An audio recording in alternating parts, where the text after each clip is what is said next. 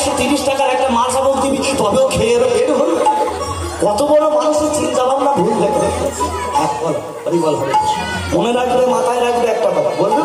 আচ্ছা, সদ্য ভক্তমন্ডলী এবং আমার মা এবং ভাই বললেন যে একটু পরে একটু চণ্ডীপাঠ শোনাবেন। সেই খুশিতে আমি দিলীপ বৈদ্য আঙ্গারবিজা নিবাসী পরেশ বৈদ্যর ছেলে, তার নাম ফকরেপদের ছেলে দিলীপ বৈদ্য, মা কালীর চরণে এতই আগ্রহী থাকি, সেই চণ্ডীপাঠ শোনার জন্য আমি 100 টাকা আপনাকে পরিষ্কার করি।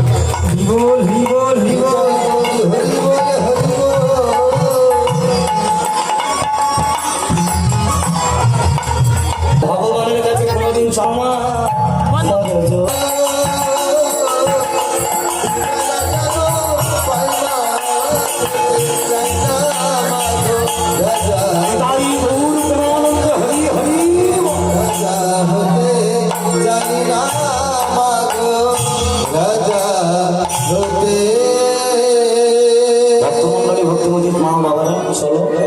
যেহেতু মায়ের গান গাইলাম, আমার কমিটির দাদাদের অনুরোধ একটু ছোট করে চণ্ডীপাঠ করতে হবে, তাই একটু সবাই মিলে করে বসবো।